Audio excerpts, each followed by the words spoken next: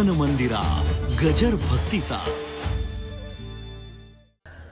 दंडवत घालायच्या उद्देशानं महाराजा जनकजी सामोरून येतात. राजा दशरथानं ओळखलं दंडवत घालण्यासाठी राजा येतोय. तेवढ्या चपड्याईनं दशरथजी गेले, दंडवत घालू दिला नाही जनकाला, कडकडून मिठी मारली. आणि जेव्हा मिठी मारली तेव्हा जनकाच्या डोळ्याला धारा लागल्या. आणि जनक राजे म्हणाले, महाराज आप पुत्र के पिता हो, मैं कन्या का पिता. पुत्र के पिता का अधिकार बड़ा होता है, कन्या के पिता का अधिकार छोटा होता है. मुझे पैर पडने दो. मुलीच्या बापाची नम्रता, पण मुलाचाही बाप किती नम्र असावा ही राजा दशरथाकडे पहा. दशरथजी म्हणाले, जनक आप कन्या के पिता हो, मैं पुत्र का पिता. कन्या का पिता दाता होता है, पुत्र का पिता याचक. मैं तेरे दरवाजे का भिकारी, मुझे स्वीकार लेना. म्हणून मुलीच्या बापानं स्वतःला कमी समजायचं कारण नाही. मुलीचा बाप कोण आहे? मुलीचा बाप दाता असतो. दान करतो त्याला दाता म्हणतात भास्करराव. आणि मागायला येतो तो भिकारी नाही म्हणू आपण, याचक म्हणू. अर्थ एकच आहे. लायकीचं नाही म्हटलं काय, नालायक म्हटलं काय. तसं उलट फिरवायचं बस. लायकीचं नाही त्याला म्हणतात नालायक. पण लायकीचं नाही म्हटलं की बरं वाटतं, नालायक म्हटल्यावर राग येतो. तसं भिकारी काय आणि याचक काय. नाहीतर पुत्रदान शब्द आहे का कन्यादान? कन्यादान. मग दान करतो तो दाता आणि मागायला येतो तो याचक. दशरथजी म्हणाले, मैं तुम्हारे दरवाजे का भिकारी हो, मुझे स्वीकार लेना. आता पहा, 2 गुंठे ऊस असतो भास्करराव. 2 गुंठे ऊस का ज्या ऊसात गाजर गवत, त्या गवतानं ऊस दिसत नाही त्याचा, बघा दादा. तरी लग्नात मुलाचा बाप रुसून बसतो 2 गुंठ्यावाला. बाकीचे पाहुणे बरं का सोडणार, चला पुढं चला पुढं. नाही येणार. अरे चांगला होता आतापर्यंत, चला पुढं. नाही येणार. काय झालं काय? मी नवरदेवाचा बाप आहे. ठीक आहे ना, पण चल ना पुढं. नाही येणार. काय झालं काय? बाप आहो नवरदेवाचा. सगळ्या पाहुण्यांना माहिती आहे तू नवरदेवाचा पप्पा आहे, चल ना पुढं. नाही येणार. काय झालं काय? बाप आहे नवरदेवाचा. अरे पण तुझंच नाव छापलं पत्रिकेत, नवरदेवाच्या नावापुढं तू भरल्या मांडवात स्वतः संशय का घेतो? चल फिरवू नका मराठी, हा चल ना पुढं. नाही येणार. काय झालं काय? मला पहिला पटका का नाही बांधला? अरे काय बिघडलं रे का? पहिला पटका नाही बांधला तर 2 गुंठे गाजर गवत बसला रुस. इथे स्वर्गात जर दशरथजी गेले स्वर्गात, तर देवाचा राजा इंद्र आसनावरून उतरायचा, सामोरा यायचा, राजा दशरथाच्या हाताला धरायचा आणि आपल्या अर्ध्या आसनावर बसवायचा. हे वजन ज्या दशरथाचं इंद्राजवळ आहे, ज्याचा मुलगा ब्रह्मांडाचा मालक आहे, त्या भगवंताच्या बापाचे उद्गार आहे, मैं तेरे दरवाजे का भिकारी, मुझे स्वीकार लेना. हे जर ऐकलं तर होईल का भांडणं लग्नात? ऋषी फुगवे. तुम्ही विचार करा. रामकथा म्हणजे आमच्या जीवनातल्या प्रश्नाची उत्तर आहे. निवास मिळाला. दोघाच्या द्वारा 2 साधू एकत्रित आले. शतानंद जनकाच्या वतीनं, वसिष्ठ दशरथाच्या वतीनं. 2 साधूची चर्चा सुरू झाली. वसिष्ठाला शतानंद म्हणाले, काय योग आहे महाराज, आमच्याकडे 3 मुली शिल्लक आहे आणि तुमच्याकडे 3 मुलं शिल्लक आहे. सीता तर रामाला निश्चित झाली, सीतेची बहीण उर्मिला देऊ लक्ष्मणाला. राजा जनकाचे बंधू आहे कुशकेतू, त्यांना 2 मुली आहे, मांडवी श्रुतकीर्ती, श्रुतकीर्ती शत्रुघ्नाला, मांडवी भरताला, उर्मिला लक्ष्मणाला, सीता रामाला. 4 बहिणीचं 4 सोबत एका मंडपात उरलं चालेल? चालेल.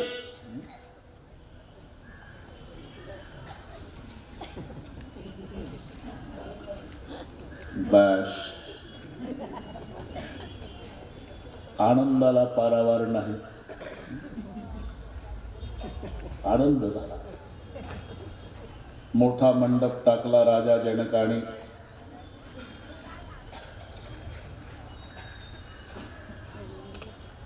मुहूर्त निघाला. मार्गशीर्ष महिना, शुद्ध पक्ष, पंचमी तिथी, गोरज मुहूर्त. गोरज गाई वासराच्या ओढीनं सायंकाळी चरून येतात घाईनं, त्यांच्या खुरानं धूळ उडते, ती पांढरी धूळ मावळत्या सूर्याच्या तांबड्या किरणात पिवळी दिसते, त्या समयाला म्हणतात गोरज. गाईच्या खुरानं उडणारे रज, त्याचं नाव आहे गोरज. त्याला हिंदीमध्ये धेनू, धुरी, बेला.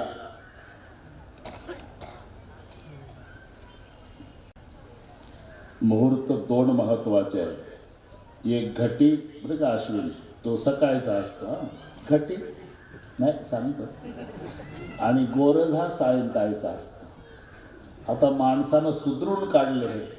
अभिजित 12:42, 12:35, 12:52, 12:43. उद्देश सगळे उरकून लग्नाला येता यावं आणि लग्न उरकून सूर्य मावळाच्या आत घरी जाता यावं, हे माणसानं लावलेलं डोकं आहे.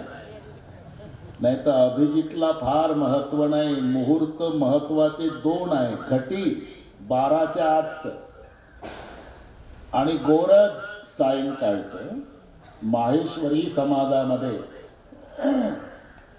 सहसा गोरज मुहूर्त पाळला जातो.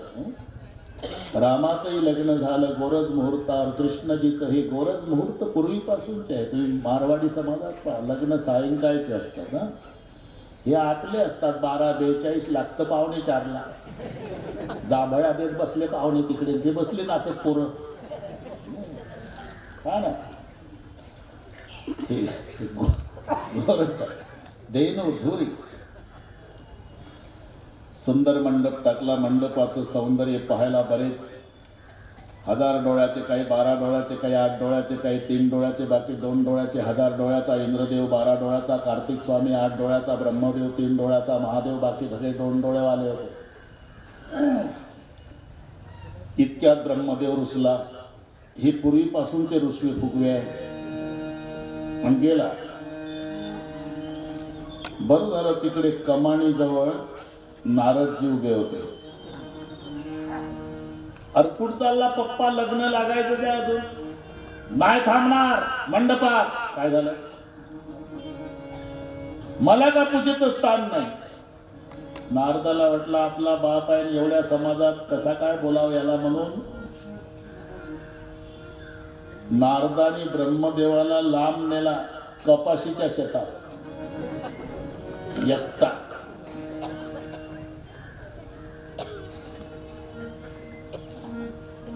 चारही डोके गहाण ठेवून आला का तू लग्नाला? बापले काय हे दोघे पराठीतला चालला कार्यक्रम. म्हणजे म्हणतोस किंवा बापाचं लग्न आहे. भगवान विष्णूच्या नाभीतून कमळ, कमळातून ब्रह्मदेव. लग्न तुझ्या बापाचं आहे आणि बापाच्या लग्नात मुलं नसतातच. आला आणि पुन्हा स्थान मागतो पूजेला. ते नाही की मजेने सांगत असतो, किचन मध्ये स्वयंपाक करती मम्मी, पप्पा ऑफिसला गेले आणि पिंट्या KG2 ला होता. ते गोदरेजचं कपाट उघडं होतं, त्याला अल्बम सापडलं याच्या मायबापाच्या लग्नाचे फोटो. तिथंच बसलं चाळत. मम्मी जिलबी खाऊ घालते पप्पाला, पप्पा लाडू खाला मम्मीला. कुठे काकाचा फोटो, काकीचा फोटो, गावाच्या ब्राह्मणाचा, सगळ्यांचे फोटो. याचा विषय ना. पिंट्याला वाटलं एवढं प्रेम डॅडीचं मम्मीचं, माझा का फोटो नाही गेला. फेकलं अल्बम ना, आलं किचन मध्ये. मम्मी काय रे, सगळ्यांचे फोटो घेतले. पप्पाला जिलबी खाऊ घालती, पप्पा लाडू खाऊ घालतात. तुला काकाचा फोटो, काकीचा फोटो, गावचा ब्राह्मणाचा सुद्धा फोटो घेतला, माझा का नाही घेतला? मम्मी तर हादरली. पण मम्मी हुशार. मम्म्या फार हुशार असतात भाऊ. मम्मीला माहिती आहे याच्या बाजूनं बोलल्याशिवाय प्रकरण शांत होत नाही. म्हणून पिंट्याच्याच बाजूनं मम्मी बोलली. कितीदा म्हटलं मी तुझ्या पप्पाला आपल्या लग्नात पिंट्याचा फोटो का नाही घेतला म्हणून. मग काय म्हणले पप्पा? घ्यायचाच नव्हता म्हणले मला. का? त्यांनाच विचार ऑफिसमधून आल्यावर. उद्देश एकच मम्मीचा, कोण डोक्याला खुराक लावून घ्यावं, परस्परम समर्पयामी. आता जेवण घे. नाही जेवणार इथे पप्पाला. नाही जेवलं ते 5 वर्षाचं. आणि त्याचा पप्पा चेअरमन साहेब ते बटर घेऊन आला, आवडीचा खाऊ 5:30ला. हे आतमध्ये होतं. बटर घे रे. हे का गटारात काय नाटकं करता प्रेमाची? म्हणजे अख्खा अल्बम चाललं. मम्मीला जिलबी खाऊ घालता, मम्मी लाडू खाऊ घालते, काकाचा फोटो, काकीचा गावच्या ब्राह्मणाचा, माझा का नाही घेतला? अरे ते आमच्या लग्नातले फोटो असतील बाळा. तुमच्याच लग्नात म्हणतो मी. का गाढवा, मी बाप आहे तुझा, मग तुमचा पिंट्या नाही का मी? गाढवाच्या बच्चा, बापाच्या लग्नात लेकर नसतातच तर कसा फोटो काढता येईल?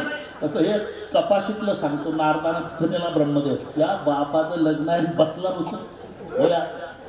हे तिथल्या लग्नातले ऋषी फुगवे सांगतो. आता इकडे विरोधकाची मीटिंग बसली. ही पूर्वीपासूनची पद्धत आहे. तुम्ही काहीच प्रयत्न करू नका, तुम्ही चांगले कामं करा की विरोधकाच्या मीटिंग बसल्यास बस. तुम्हाला विरोधकांना त्रास द्यायचा असेल तर फक्त तुम्ही तुमचं चांगलं काम करत जा की बरोबर त्यांचं डोकं उठलंच. पतिव्रतेची कीर्ती वाखाणिता आणि शिंदळीच्या माथा तिडक उठे. याचं कारण काय आहे? हे काय उगच लिहिलं का? शिंदळीला कोणी बोललं का? पण पतिव्रतेची कीर्ती, मग शिंदळीचं डोकं उठतं. बस जाऊ द्या, हे सगळे लिहिलं तुम्ही वाचा घरी गेल्यावर. पतिव्रतेची कीर्ती वाखाणिता आणि शिंदळीच्या माथा तिडक उठे. बस तसंच आहे विरोधकाची मीटिंग. पण आता इंद्राकडे काही करा, मुहूर्त टाळा. रामाचं लग्न मुहूर्तावर लागलं तर त्याच्या जीवनात विघ्न नाही, ते वनवासात जात नाही, सीता रावण चोरत नाही, रावण मरत नाही, 33 कोटी देवता सुटत नाही. काही करा, मुहूर्त टाळा. इंद्रानं 14 मिनिट मुहूर्त टाळला. म्हणजे रामाचं लग्न 14 मिनिट उशिरा लागलं. 14 मिनिट मुहूर्त सोडून लग्न उशिरा लागलं तर राम 14 वर्षे वनवासात गेला. आमचं 3.25 तास लेट लागल्यावर काय काय होत असेल घरी जाऊन हिशोब करा. अरे मग मुहूर्त काढता कशाला सस्ते महाराज? छापत जाना, आज रोजी लग्न लागेल, सकाळपासून आपल्या आगमनापर्यंत 12:42 घालता कसं? ते सांभाळण्यासाठी असतात. त्या दोन जीवाचं मिलन जर त्या मुहूर्तावर झालं तर त्यांचं भावी आयुष्य सुख समृद्धीचं जात असतं. आता एक नवीन पद्धत आहे बरं का भास्करराव, तुम्हाला एक सारखा अनुभव येतो. 10,000 पाहुणे तुमच्या मंडपात आलेले आहेत. 10,000. मोठा माणूस आहे ज्याच्या मुलीचं लग्न आहे आणि त्यानंही पत्रिका वाटताना दारात जाऊ जाऊ वाटल्या. गरिबाला सोडलं नाही. एका तर झोपडपट्टीत गेला आपली 1.5 कोटीची गाडी घेऊन तो मालक. त्याच्या 2 शेळ्या बांधलेल्या होत्या, फाटकी बंडी, शिळी भाकरी चटणीसोबत जर्मनच्या ताटात उन्हात बसून अंगणात खात होतं ते म्हातारं. आणि या श्रीमंतानं कांजीचे कपडे 1.5 कोटीची लँड क्रुझर उभी केली, त्यातून उतरला, त्याला नमस्कार केला. गहीवरून गेलं ते, गहीवरून गेलं ते शिळी भाकरी खाणारं झोपडपट्टीतलं. कसा आला मायबाप? माझ्या लेकीचं लग्न आहे, ही पत्रिका अमक्या तारखेला. डोळ्याला धारा लागल्या. हो येईल मालक, येईल. त्याच्याजवळ तिकिटाला पैसे नाही, त्याच्या पायात चपला नाही, पण एकच एवढा मोठा मालक गरीबाच्या घरी आला पत्रिका द्यायला. या जाणीवेनं तो लग्नाला आला आणि त्याच्या पद्धतीनं लांब बसला. एवढ्या मोठ्या लोकात कशाला जावं, गरीबानं मागे बसला. त्याचंही प्रेम तुमच्यावर तेवढंच आहे जो घरून चालत आला उन्हात. पण वेळेवर 10 VIP येतात. वेळेवर सफारी घालून नवरदेव उभा, त्यांना तसंच उभं ठेवतात. मुहूर्त टळतो आणि त्यांचा सत्कार सुरू होतो स्टेजवर 10 लोकांचा. आमचं त्याला विरोध नाही. लग्न लागल्यावर सत्कार करा, वेळ असेल तर आधी करा, पण मुहूर्त टाळून सत्कार. बरं तुम्ही दुसऱ्या बाजूने विचार केला का? तुम्ही जेव्हा 10 VIPचा सत्कार स्टेजवर करता तेव्हा काय करता? पुढे बसलेल्या 9,990 पाहुण्यांचा जाहीर अपमान करता. तुम्ही फक्त दाखवून देता, बरं का रे हे 10 आले लग्नाला, तुम्ही फक्त बुंदी खायला आले. अरे तिथे 10,000ही पाहुणे तुमचे महत्वाचे आहे. तिथे फक्त महत्व द्यायचं वधूवराला. त्यांचा मुहूर्त सांभाळा. आता हे नवीन पद्धत निघाली. बरं मी असं विचारतो, कशासाठी ही कशासाठी आहे? थोडं संशोधन करा. माय मरण पावली,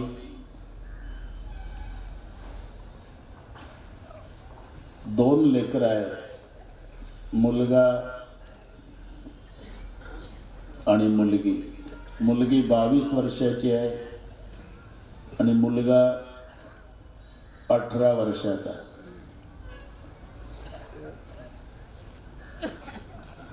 झोपडच आहे, पण देखणी मुलगी पाहुण्याने पसंत केली. खुश झाला बाप. पाहुण्याला सोडायला स्टँडवर गेला. भाऊ एसटीत बसले पाहुणे, पण एका पाहुण्यानं खाली उतरून एकांतात नेलं.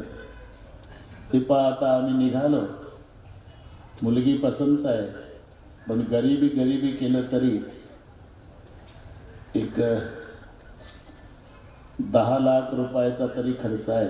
आम्ही म्हणत नाही उद्याच पाठवा म्हणून, 1 महिन्याचा अवधी. जमत नसेल तर तसंही सांगा, तुटलं म्हणून.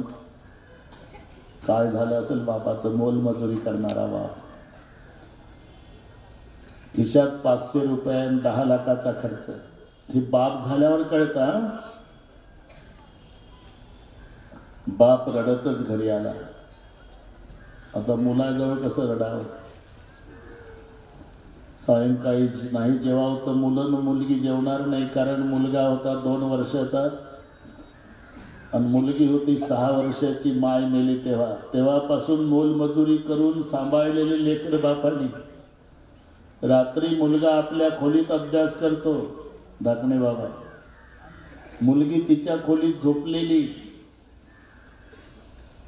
बापानं रात्री 12 वाजता मुलाच्या खोलीचं दार वाजवलं. आता झोपल्यातल्या खोल्या, बाहेर येणार मुलगा तर हाच आत गेला. आतून घेतली कडी लावून आणि मुलाला कवटाळून जे रडणं सुरू केलं बापानं. बाबा का रडता तू? बेटा, आज तुझी माय असती, नवरा बायकोनं आम्ही एकांतात सलाह केली असती, तुला त्रास दिला नसता. पाहुण्याला सोडायला स्टँडवर गेलो, पाहुणे जाताना म्हणाले 10 लाखाची तयारी करा. माझ्याजवळ 500 रुपये नाही बेटा. एक मनातलं विचारण्यासाठी तुला जाग केलं. तुझी बहीण शेजारच्या खोलीत झोपले बेटा. माझ्या आजोबानं आणि माझ्या बापानं भाजीची पानं खाल्ली, पण शेजारचं गावाला लागून अर्धा एकराचा तुकडा माझ्यासाठी राखून ठेवला. आता नाईलाज आहे बेटा. तुला हे विचारतो, अर्धा एकर विकावं लागतं ते, तर तुझ्या बहिणीचं कल्याण होईल. मुलानं रडून सांगितलं, मनातलं बोलू का बाबा? माझ्या बहिणीच्या कल्याणासाठी अर्धा एकर विकाच बाबा, आणि भागत नसल तर आपलं राहतं घर विका. माझी बहीण नांदायला गेल्यावर आपण दोघंही बापले तर फुटपाथवर झोपत जाऊ बाबा. मी बुटपालीच करत जाईल, मला शाळा शिकायची नाही आता, फक्त माझ्या बहिणीचं कल्याण करा. झालं ते विकलं शेत, पुन्हा घरही विकलं.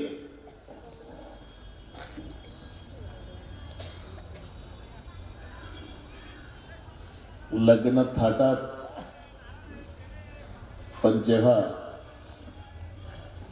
ती मुलगी स्टेजवर हार घालण्यासाठी येत असते नवरदेवाला, तेव्हा नवरदेवाचे मित्र असतात 5-10, फुल झालेलेच असतात. मुलगीनं हार घालण्याचा प्रयत्न केला भास्करराव की हे बैमान नवरदेव उचलून घेतात. आणि हार न घालू देण्यामध्ये स्वतःला धन्य समजता स्टेजवर आणि दात काढतात लेखा एका टिंगल करण्याचा कार्यक्रम आहे का रे त्यांच्या जीवनातला हा एकमेव अविस्मरणीय प्रसंग आहे. थोडा विचार करा. उद्यापासून त्याच्या मुलाची शाळा बंद झाली. मुलगा बुटपालिश करणार आहे आणि हे बाप लेक फुटपाथवर झोपणार आहे. त्यानं घर विकलं, मुलाचं शिक्षण बंद केलं आणि अर्ध्या एकर होतं आजोबापासूनचं ते शेत विकलं. कशासाठी? जनता जनार्दनाच्या साक्षीनं माझ्या लेकीनं स्टेजवर नवरदेव मुलाला फुलाचा हार घालावा आणि एवढं दृश्य पाहण्यासाठी तो भूमिहीन झाला आणि बेघर झाला. आणि ते दृश्याची वेळ येते तेव्हा हे बैमान नवरदेव उचलून त्या मुलीची फजिती करतात. अरे हे काय चाललं काय? म्हणायचं मंगल कार्य तिथं टिंगल करायची. बाकीचं नाही का टिंगल करायला तुम्हाला? हा काय चाललं हे कुठंतरी थांबलं पाहिजे. ती पावित्र्यता जपली पाहिजे. त्या मंगल कार्यातही टिंगल उचलून येणे कोण्या संस्कृतीत बसतं हे? मुलगा उचलायचा आणि हार न घालू देण्यामध्ये धन्यता मानायची लेखा बैमान हो. त्यासाठी भूमिहीन बेघर झाला तो मुलाला हार घालून दृश्य पाहण्यासाठी. ही आमच्या जीवनातल्या प्रश्नाची उत्तर आहेत. करमणूक नाही, मनोरंजन नाही. चालण्याच्या ते नाचण्याच्या विरोधातलं हे माझं बोलणं नाही. तेव्हापासून पद्धत आहे. 3 घोडे साधे आहे, 1 घोडा काम आहे ज्याच्यावर नवरदेव राम आहे आणि रामाचे, लक्ष्मणाचे, भरताचे, शत्रुघ्नाचे मित्र त्या घोड्याच्या पुढे नाचू लागले. हां तुम्ही फक्त सावरियो म्हणायचं. सावरियो 4 अक्षर. चलो मिथिला में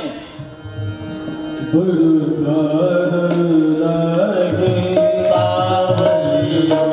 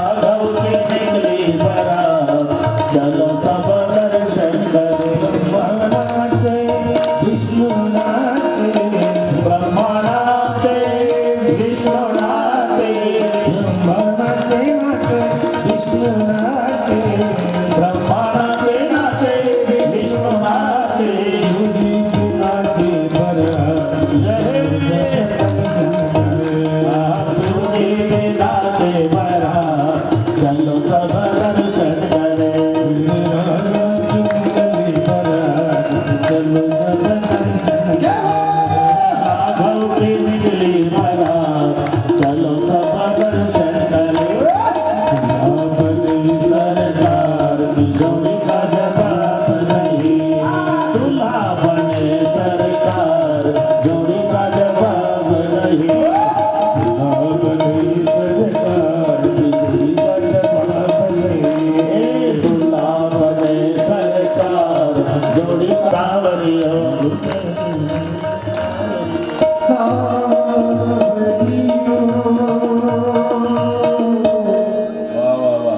सगळ्या आई बहिणींनाही धन्यवाद पुरुषांनाही धन्यवाद हं? आता आपण मिथिलेत होतो वरातीत हा ना चौघ्या बहिणीचा चौघासोबत विवाह संपन्न झाला नंतर अश्विन भोजनाच्या कार्यक्रमाला सुरुवात झाली ते आता सारखं नव्हतं भाऊ पंक्ती होत्या पंक्ती अगरबत्त्या रांगोळ्या घातलेल्या बँड लावून पाहुणे जेवायला न्यायचे पाहुणे आले का बस आता जनक राजा आले आता काही काळजी इकडे या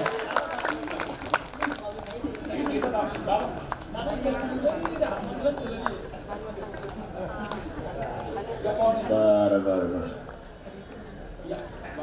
बाकीचे बसतील ना मग तुम्ही नाही बसले म्हणजे ती बसत नाही हा आता जमलं वा मग बरं आहे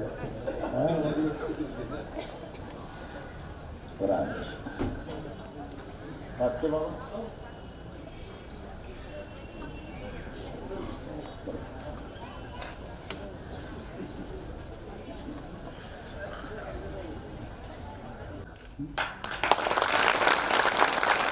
अजून साहेब 15-20 मिनिट थांबणार आहे शीतेला वाटे लावल्यानंतर जाणार आहे राजा जनकाला तसं जाता येत नाही आणि 20 मिनिटात बरोबर करू आपण सगळे नाहीतरी साहेबांना तिकडे गेल्यावर कुठं चांगलं ऐकायला मिळतं एवढीच संधी आहे चांगलं ऐकण्याची घरदार लुटून दिलं तरी माणसं काही सगळे चांगलं म्हणणारे भेटतात का एवढंच एक क्षेत्र आहे पण आम्ही महाराष्ट्रातले सगळे कीर्तनकार 100 वर्षापासून जी वारकरी शिक्षण संस्था आळंदीला सुरू झाली त्या संस्थेचा फेब्रुवारीमध्ये 3 ते 10 या कालावधीत शताब्दी पुण्यतिथी महोत्सव जोग महाराजांचा आहे 100 वर्षे संस्थेला झाले तेव्हाही साहेब तिथे आलेले होते आणि संस्था ज्यांनी काढली ते 3च वर्षांनी देह ठेवला म्हणून त्यांची 3 वर्षांनी पुण्यतिथीची शताब्दी आली तोही कार्यक्रम दिव्य आणि भव्यच आहे पण मी हे का सांगतो मी राजुऱ्याच्या कीर्तनात बऱ्याच वेळा सांगितलं बऱ्याच लोकांना माहिती नाही एक 7 ते 8 एकर जागा आपल्या संस्थेची होती तिच्यावर आरक्षण बसलं होतं तेव्हा BJP सरकार होतं आणि एवढं पार मोजणी करायला आलेले सरकारी माणसं उद्या तुमचे पैसे शेताचे घेऊन जा शेत आता आरक्षणमध्ये जमा झालं इथपर्यंत आलेलं प्रकरण एकट्या रावसाहेबांनी परतवलं आणि ती तशीची तशी जागा 7 एकर आता संस्थेला जो आपल्याच जागेत मंडप आहे आता हे सगळे अगणित उपकार रावसाहेबांचे आहे हजारो कीर्तनकार ज्या संस्थेने निर्माण केले सरकार रस्ते चांगले करायची कामं करतात ते गरजेचं आहे पण त्या रस्त्यावर व्यवस्थित कसं चालावं हे शिकवायचं काम वारकरी शिक्षण संस्था करते नाहीतर 40 फूटचे रोड पुरत नाही रोड करणं त्यांचं काम आहे पण त्याच्यावर व्यवस्थित कसं चालावं हे शिकवणं हे संस्थेचं काम आहे आणि म्हणून ही युती झाली हजारो कीर्तनकार महाराष्ट्रभर फिरतात, पण प्रत्येक कीर्तनकाराच्या हृदयात त्या संबंधाने रावसाहेबांनी माऊलीसारखं स्थान मिळवलेलं आहे. आम्ही तर या जन्मी नाही विसरू शकत रावसाहेबांची अगणित उपकार. एकदा ती जागा गेली असती ना तर जोग महाराजांनी आम्हाला शाप दिला असता, काय केलं तुम्ही, मी एवढी जागा घेऊन ठेवली, तुम्ही काय सांभाळली नाही. म्हणून अगणित उपकार. आम्ही कितीही काही केलं तरी रावसाहेब तुमचे उपकार आम्ही नाही फेडू शकत. तुमच्या ऋणातच राहण्याची इच्छा आहे. आज तुम्ही आला, आमचा आनंद द्विगुणित झाला. एक 5-10 मिनिटं मी ही कथा सांगून आणि मग साहेब आपलं मनोगत व्यक्त करतील, मग आपण साहेबांना निरोप देऊ. आम्ही वाटच बघत होतो. भोजनाचे कार्यक्रम सुरू झाले, ते आता सारखे नाही. आता गरज आहे, मी नावं ठेवत नाही, जेवू घालणाऱ्याला वेळ आहे पण जेवणाऱ्याला वेळ नाही, म्हणून सुधारित पद्धत निघाली बफे. ते कसं दिसतं पहा तुम्ही. शेवटचं मंगलाष्टक होईपर्यंत पाहुणे कोट्याधीश दिसतात, कोट्याधीश. एकदा शेवटचं मंगलाष्टक झालं की सगळे भिक्षाधीश. आपलं आपलं ताटणं वाटी, लाईनला लागून मला द्या चपाती. अरे काय दर्जा झाला. याच्यात बरेच पाटील बसलेले आहे बरं का भास्करराव. घरी पाण्याच्या माठाजवळ बसूनही माठातलं पाणी घेत नाही पाटील, पण लग्नाला आल्यावर पाटील ताटणं वाटी हातात घेतो, लाईनला लागून जिलबी द्या म्हणतो. मला काय दर्जा झाला. हे पूर्वीचं सांगतो मी ते. पंक्ती बसायच्या, आग्रह, थट्टा, मस्करी. उद्देश एकच असायचा की पाहुण्यांनी पोटभर जेवावं, हा उद्देश असायचा. सीतामाई तिच्या मैत्रिणी, आता थट्टा करण्याचा अधिकार माहेरच्या मुलींना असतो. राम, लक्ष्मण, भरत, शत्रुघ्न जेवायला बसले आणि सीतेची एक मैत्रीण आली चालू जेवणामध्ये. विचारलं, प्रभूजी, आम्ही तर ऐकलं म्हणे अयोध्येच्या महिला एवढ्या कर्तबगार आहे की केवळ प्रसाद खाऊनच लेकरं जन्माला आणतात. प्रभूने तर घासच ठेवला खाली. म्हणले, हे तर आमच्याच आईनं प्रसाद खाल्ला, मग आम्ही 4 भाऊ जन्माला आलो, पण ही गोष्ट वाड्यापुरती मर्यादित होती. तो 7-12 इथपर्यंत कसा पोहोचला सासूरवाडीला आणि तो हिच्यापर्यंत. पण सगळे उत्सुक होते आता दानवे पाटील की काय उत्तर देते प्रभू. बरोबर आहे सखी, आमच्या अयोध्येच्या महिला एवढ्या कर्तबगार आहेत, केवळ प्रसाद खाऊन लेकरं जन्माला आणतात, पण आम्ही सासूरवाडीला आल्यापासून वेगळाच पराक्रम ऐकला. काय म्हणे, इथं महिलांची सुद्धा गरज पडत नाही सासूरवाडीला. गाजर गवतासारख्या जमिनीतून मुली बाहेर येतात. तिथं गेली पण हे थट्टा सांगतो, पंक्तीतलं चाललंय. वेगवेगळे पक्वान्न, मिष्टान्न दररोज. पण किती दिवस व्यवस्था चांगली असली तरी पाहुण्यानं किती दिवस राहावं मालकाकडे, त्याची मर्यादा आहे. आमचे पाहुणे हे मारवाडी समाजातले पाहुणे पहा, काही तासाकरता येतात, बरोबर आहे का नाही, काही तासाकरता. दुसऱ्या दिवशी पाहुणा थांबला तर किंमत निम्यावर, आणि तिसऱ्या दिवशी तर सरळच विचारतात तुमच्या भाषेत, पहिलं दिन पाहुणं. हा वा वा, काय पटलं त्यांना. पहिलं दिन पाहुणं, दुसरं दिन पै, आणि तिचं दिन थारी अक्कल कटे गई म्हणतो बसला भाकरी खात. ऐकले इथलं सांगतो मी. तेव्हा विचार केला आणि शतानंदजीला महाराज दशरथजी म्हणाले, बस आता फार दिवस झाले, परवानगी द्या म्हणा, मी राजा आहे ना, मला प्रजा सांभाळायची आहे. शतानंदजी येतात जनकाकडे, महाराज दशरथजी इजाजत मांग रहे, उनका भी सच है, प्रजा है, संभालना उनका फर्ज है. मग हो नाही करता ठीक आहे, आज नाही पण उद्या सकाळी. जाहीर झालं, उद्या सकाळी सीता, उर्मिला, मांडवी, सीतकिती 4ही बहिणी सासरी जाणार. हे जाहीर झालं, अख्खी मिथिला उदास झाली. आपण पहा, ज्या एकत्रित मैत्रिणी खेळल्या होत्या ना, सकाळीपासून सीतेच्या, उर्मिलेच्या गळ्याला बिलगू रडू लागल्या. कोणी स्वयंपाक करीत नाही, कोणी जेवत नाही, संध्याकाळी कोणी जेवलं नाही. दशरथ राजाचा सगळ्या समाज नगराच्या बाहेर उभा आहे, सज्ज झालेला आहे. रात्र संपली, सकाळची वेळ आहे, सूर्योदय झाला. दशरथ राजे म्हणाले, रामा, लक्ष्मणा, भरता, शत्रुघ्ना, जा सासूच्या पाया पडून या. सासूबाईच्या पाया पडून 4ही जावाई राजमहालातून बाहेर येतात. 4 मुली, सर्वात पुढे सुतकीर्ती आहे, त्याच्या मागे उर्मिला, त्यामागे मांडवी, सर्वात मागे सीता आहे. शहनाईचे स्वर सुरू झाले आणि जेव्हा ते भावुक वातावरण झालं, आपल्या आईच्या पायावर डोकं ठेवून दर्शन घेतलं. श्रुतकीर्तीनं पाठवून हात फिरवला. आईनं जाओ बेटी ससुराल सुखी रहो, मेरी चिंता मत करो माँ, लेकिन 4 दिन से मेरे पिताजी ने भोजन नहीं किया माँ, पिताजी की तबीयत बिगड़ जाएगी माँ. नंतर मांडवी पाया पडली. माँ जा रही ससुराल, चिंता मत करो माँ, लेकिन पिताजी वृद्ध हो गए, पिताजी की तबीयत का ख्याल रखना माँ. उर्मिला पाया पडली. बेटी जाओ ससुराल, सुखी रहो माँ, चिंता मत करो. 4 दिन से मेरे पिताजी दीवार पे सर पटक पटक के रो रहे माँ, रोते रोते पिताजी की तबीयत बिगड़ जाएगी माँ, पिताजी की तबीयत का ख्याल रखना माँ. कन्या जब घर छोड़ती है अपने बाप की भलाई चाहती है. तुम्ही हे सूत्र लक्षात घ्या. कोणतीही मुलगी सासरला जाताना रडते ती आपल्या जन्मदात्या बापासाठी. कोणती मुलगी असू द्या, आईजवळ रडल. आजीचं तिचं एवढं सख्यत्व असते की आजीची जशी मैत्रीणच ती नात. म्हणजे शाळेतून आली की आजी काही खातेच का ग, चहा आणू का ग, पाय चेपून देणार, तिचं आंघोळीला पाणी काढून देणार, पाठ घासून देणार, नवीन पातळ जुनं धुवून काढणार, मग चहा नाश्ता, दुपारचं जेवण, रात्रीचं जेवण, अंथरूण पांघरून आजीची इतकी सेवा. ती नात जेव्हा नवरीच्या वेशात आजीच्या जवळ पाया पडायला येते, आजी लटलट लटलट कापते. चालली का बेटा? हो आजी, माझी डॉक्टरीन होती बेटा, खूप सेवा केली, सुखाची राहा, माझी नका काळजी करू आजी, फक्त माझ्या पप्पाला सांभाळा. आजोबाजवळ रडल मुलगी तरी माझ्या वडिलाला सांभाळ. आईजवळ रडताना आई टाकून टाकून बोलली, आयुष्यभर माझ्या बापाला, पण माझा बाप फिरून नाही बोलला तुला.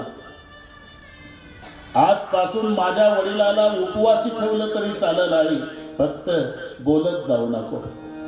लहान भावाच्या गळ्याला बिलगून रडते तेव्हा, भैया तुला काही माहिती आहे का रे, 5 वर्ष झाले बापाची नोकरी गेली तरी 10ला जायचे 6ला यायचे. जाताना म्हणायचे ड्युटीवर चाललो, येताना म्हणायचे ड्युटीहून आलो. पण मी बघत होती भैया, कॉलेजला जाताना आपला बाप 10:30 ते 5:30 स्टँडवर हमाली करत होता, पण आपल्याला सांगितलं नाही नोकरी गेल्याचं. ताई मला माहिती नव्हतं, आजपासून बाबाला त्रास देणार नाही. आणि मोठा भाऊ असेल, त्याचं लग्न झालेलं असतं, त्याच्या गळ्याला बिलकुल जेव्हा रडते मुलगी, दादा तुझ्यावर जबाबदारी आहे, तू या घराचा करताय, तुझं लग्न झालेलं आहे, आई थकली बाबा थकले, भैयाचं शिक्षण आहे, मी आई बाबाला विसरणार नाही. ताई मला तुझी खात्री आहे दादा, मग का रडतेस, तुझं गेल्या वर्षी लग्न झालं, एकच विनंती आहे, बायकोचं ऐकून वेगळ्या निघू नको, आपल्या मायबापाला वाऱ्यावर सोडू नको. पप्पांना अटॅक येऊन गेला, खरं नाही बाबांचं. जाताना रडत असते मुलगी फक्त आपल्या जन्मदात्या बापासाठी. आज सीता पाया पडले. जाओ बेटे सीते, ये जिंदगी है, कभी कभी कड़वे घूंट पीने पड़ते हैं, और जिंदगी में दुख आया तो अपने घर का दरवाजा अंदर से बंद कर लेना, जी भर के रो लेना, लेकिन समाज के सामने कभी प्रकट नहीं करना. और सीता क्या माँ, जिंदगी भर सास और ससुर की सेवा करना भूलना.